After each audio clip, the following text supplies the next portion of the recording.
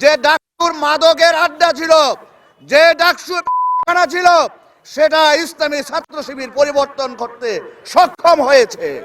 ডাকসু নিয়ে কটু মন্তব্য করায় জামায়াতের নেতার বিরুদ্ধে অ্যাকশন নিয়েছে বরগুনা জেলা জামায়াতে ইসলামী। পাথরঘাটা উপজেলার কাটাখালীতে জামায়াতের প্রার্থী সুলতান আহমেদের নির্বাচনী জনসভায় বক্তব্য রাখেন বরগুনা জেলা জামায়াতে ইসলামীর সহকারী সেক্রেটারি শামীম আহসান। তিনি বলেন, তারা দেখেছেন ডাকসু নির্বাচনের পরে যে ডাকসু মাদকের আড্ডা ছিল সেটা ইসলামী ছাত্র শিবির পরিবর্তন করতে সক্ষম হয়েছে। এই বাংলাদেশ থেকে সব অন্যায়, চাঁদাবাজ, এমনকি সব দুর্নীতি উৎখাত করতে জামায়াতে ইসলামী সক্ষম। শুধু তাই নয়, ডাকসুকে নিয়ে অকথ্য ভাষায় কথাও বলেন তিনি, যা মুহূর্তেই ছড়িয়ে পড়ে, হয় ভাইরাল, সৃষ্টি হয় সমালোচনা ও ক্ষোভের। বিস্ময়কর এই মন্তব্যের পর বরগুনা জেলা জামায়াতের আমির মাওলানা মহিবুল্লাহ হারুন এক বিজ্ঞপ্তিতে জানান, শামীম আহসানের বক্তব্য দলের নীতি ও আদর্শের সঙ্গে সামঞ্জস্যপূর্ণ নয়। ফলে জেলা পরিষদের সিদ্ধান্ত অনুযায়ী তাকে সব ধরনের দায়িত্ব থেকে অব্যাহতি দেওয়া হয়েছে এবং সদস্য পদ স্থগিত করা হয়েছে।